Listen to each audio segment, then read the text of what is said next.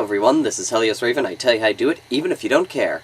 And today's going to be another blog video. I do apologize. It's just that with the season changing, my allergies are really kicking up, and so I'm not really feeling up to sit and paint painting stuff and all that.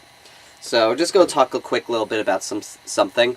And before I begin, I just want to give a shout out to everyone who made comments on the last showcase video I did, bringing up the Sons of Horus. I honestly completely forgot that the Sons of Horus and the Luna Wolves were the same chapter. For some reason, I always thought the Sons of Horus were a different chapter. I don't know why. That's just, for some reason, that was always my mindset. And that just goes to show how much real in-depth into the history of all the chapters and all that me and my friends really are. So what I did was I rummaged through my old White Dwarfs and found the one that talked about the Luna Wolves and the whole history of the Luna Wolves into the Sons of Horus into the Black Legion. And reading up on it, I kind of, agreed with everybody that they should be called the Sons of Horus over the Luna Wolves. So I've decided that I'm going to change the name to fit more appropriately to it, since after reading up the history, calling them the Luna Wolves would have kind of made no sense. So just want to thank everybody for, bringing that up, bringing that to my attention, and just big shout out to everyone who brought it up. And so now let's go and talk about the newest thing that's on the Games Workshop website, which is the Citadel Finecast lineup that they're bringing in. They just announced, and they're calling it their special formula resin. I'm probably going to foresee that they basically got Forge World to tell them what they use to make their models and decide to use it themselves. For those who don't know, what it is they're releasing, it looks like the pewter models, at least all the models that they've released so far, that in images of were all pewter-based models, are being done in a more Finecast design. This is they're using a special resin for it. They're talking about how they decided to go with the change because it's easier to work with. It's a lot easier to cut and convert, which is true. I do find that resin models do cut easier than pewter models. They're also lighter. They're claiming that, pinning giant wings off the back of giant monsters is going to be a thing of the past, which I highly doubt. I do not foresee people not pinning their stuff still, because I still find I pin a couple of my resin pieces together just because it gives them more stability than not so.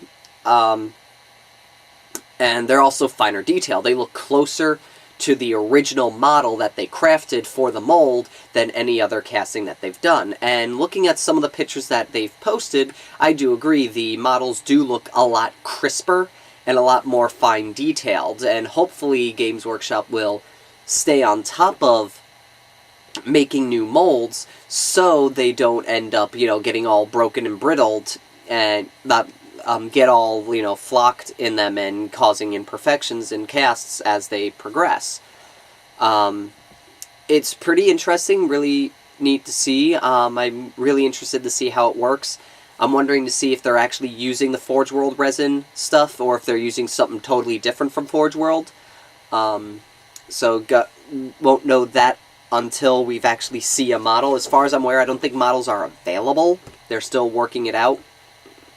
And from the brief article that I read, when I skimmed through it, I didn't see anything about a release date or a price. That's another interesting thing. They didn't say how much they were going to cost. I would guess that it would probably either be the same amount. I would like to see it be cheaper than the pewter models, but I would probably go and lean on the fact that we're going to probably see a price hike with these guys over the regular models. But that's hard to say. Like I said, I didn't see anything about them. They didn't mention anything about price, at least when I was reading it. It wasn't one of the points that they brought up why they switched over to resin. So, can't say for sure what it's going to be. But I'm hoping for, at least if it's a price increase, I'm hoping for not too much of a price increase and all that. But one of my things that I'm interested in is what does this mean for the pewter-based games, the specialist games? Are we going to see them stop producing said models now, or are they just going to keep making those pewter? So that's something that I was kind of interested in, seeing what they were going to do with that. If they were going to just keep them all pewter and just keep using the pewter for those models, or if they're going to just stop producing them all at the front. I can't see them not stopping the line. I can't see them stopping the line, sorry, because to do that would be kind of silly, because it still does have a following, so I don't see why they would.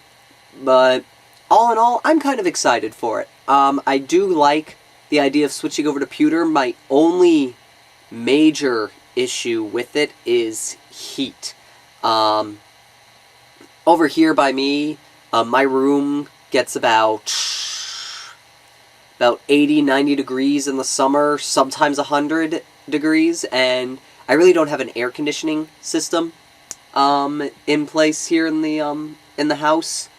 So it gets pretty warm, and resin doesn't like heat. It likes to melt in heat. And so my biggest concern is, like, if I go to, say, the game store and I get stuck in traffic, are my models are going to, I'm a fear of that my models are all going to start warping in the car, because they're made of resin now, and like I said, and it's annoying to bend them back into place. I mean, I tried it once with some Gothic ships. They were bent and warped, and so, I put them in warm water, and I laid them flat and pressed some heat against them, and they warped back to the spot that they were beforehand. So that's just one of my biggest issues that I'm concerned with, is the heat, how they're going to handle up to heat over anything. I'm going to have to be more careful about where I store these things.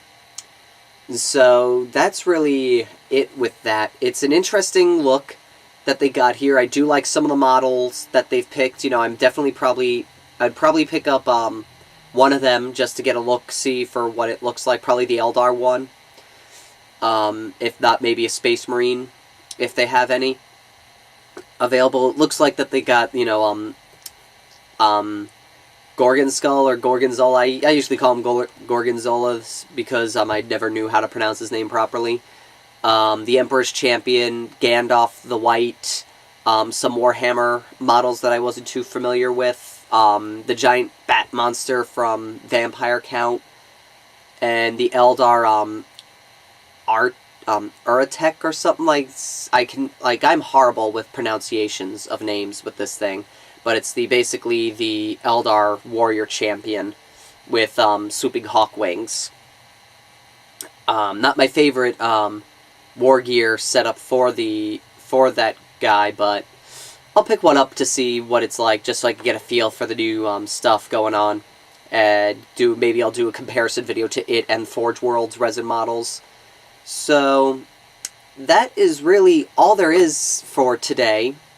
Not really much going on, so if you guys get a chance, look at Games Workshop's website. They have a giant banner talking about giant banner. You click on it, it sends you to a 2 to 3 page article all about the Finecast and what it's like, what you can get out of it, why they switched over and stuff. And like I said, nothing on price yet, but I'm expecting to either be a little bit more money than the pewter stuff, but I'm hoping that in the long run they're going to end up being cheaper than the old pewter models by the time it's all up and running and getting into full swing. I'm hoping that we'll see that it's cheaper than the pewter models, but we'll just have to wait and see.